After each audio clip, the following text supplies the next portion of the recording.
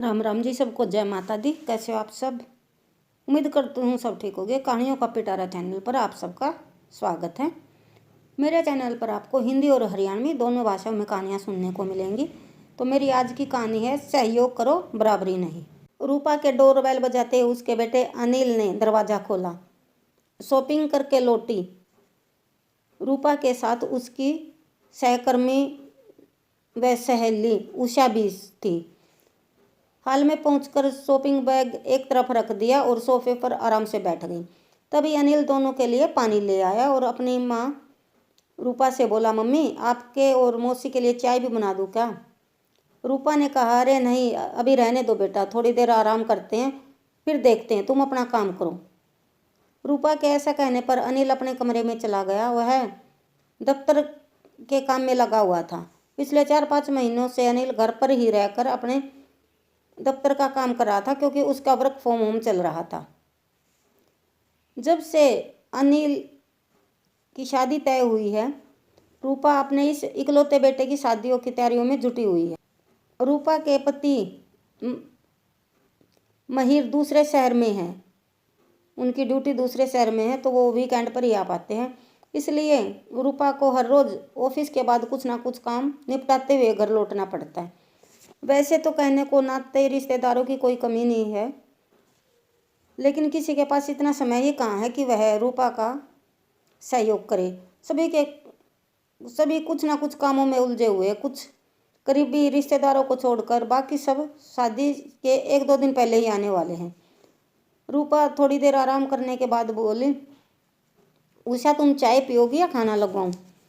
इस सवाल पर उषा ने बड़ी हैरानी से रूपा की ओर देखा और फिर हंसते हुए बोली, खाना बनाने में तो समय लग जाएगा, तुम चाय ही पिला दो।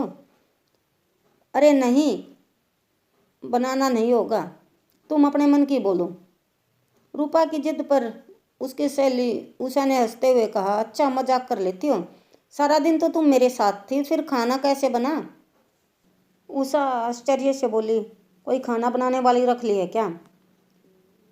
उषा के मन की बात जानकर उसको शांत करती हुई रूपा बड़े फक्र से बोली, खाना आजकल अनिल बना रहा है। पिछले 2 महीनों से वह कुकिंग क्लास अटेंड कर रहा है। आखिर शादी से पहले उसे भी तो खाना बनाना सीखना चाहिए। रूपा से इतना सुनते ही उषा का आश्चर्य कई गुना बढ़ गया और वह यही देखती और सुनती आ रही थी कि जब किसी लड़की की शादी तय होती है तो लड़की की माँ अपने बेटी को स्वयं खाना बनाना सिखाती है या फिर उसे कुकिंग ज्वाइन क्लास करने को कहती है। लेकिन यहाँ तो मामला बिल्कुल ही उल्टा है। एक लड़के की माँ अपने बेटे की शादी से पहले उसे कुकिंग क्लास भेज रही है ताकि उसका बेटा अच्छे से खाना बनाना सीख जाए। बात अटपटी थी, इसलिए उषा अचंभित होना लाजमी था। लेकिन रूपा ऐसा क्यों कर रही है, यह जानने की मंशा से उषा ने कहा, तुम्हारे बेटे की तो शादी तय हो गई है, शादी होने वाली है, घर में बहू आ जाएगी, बेटे को पत्नी मिल जाएगी और तुम्हें अच्छा सा खाना बनाने के लिए बहू मिल जाएगी। वैसे भी सुना है मैंने कि वो बहुत अच्छा खाना बनाती है, फिर तुम क्यों अनिल को कुकिंग क्लास ज्वाइन करने के लिए कह रही हो? उषा के ऐसा कहने पर रूपा थोड़ी गंभीर होते हुए बोली, बहन पति पत्नी दोनों एक दूसरे के सहयोगी होते हैं। यह बात माता पिता के साथ साथ बेटे को भी समझनी होगी। आज के समय में जहाँ पति पत्नी दोनों कामकाजी हैं, पत्नी भी उतना ही काम करती है जितना पति करता है, तो फिर खाना अकेले पत्नी को ही क्यों नहीं बनाना पड़ेगा? जब पत्नी बाहर का काम करते हुए हर रोज़ स्वादिष्ट और पौष्टिक खाना बनाकर अपने पति और पूरे परिवार को खिला सकती है, तो ज़रूरत पड़ने पर पति अच्छा खाना बनाकर क्यों नहीं खिला सकता? आजकल लड़कियां आत्मरक्षा से लेकर वित्तीय सुरक्षा के सारे हुनर सीखने की क्लास में जाती हैं। वे जब अपने घर परिवार की मदद के लिए हर संभव कोशिश कर रहे हैं, तब लड़के क्यों नहीं घर संवार सकते और कुकिंग क्लास ज्वाइन कर सकते?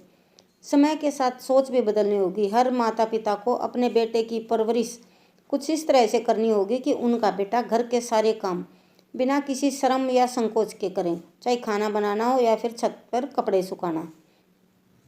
रूपा की बात उषा बड़े ध्यान से सुन रही थी। तभी अनिल अपने कमरे से बाहर निकलकर रसोई की ओर जाते हुए बोला, मम्मी मैं अपने लिए खाना निकालने जा रहा हूँ, आपके और मौसी के लिए भी थाली लगा दूँ क्या?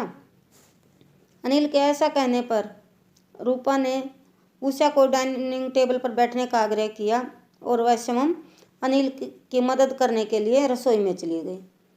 उषा ने मन ही मन में यह तय कर लिया कि वह अपने बेटे को घर के सारे कामकाज करना सिखाएगी और कुकिंग क्लास ज्वाइन करने के लिए भी उसको ज़रूर प्रोत्साहित करेगी। तो हमें सहयोग करना चाहिए, किसी की बराबरी नहीं करनी चाहिए। तो कहानी आपको कैसी लगी कमेंट करके ज़रूर बताएं। मिलते हैं अगली वीडियो में, तब तक के लिए बाय बाय, टेक केयर।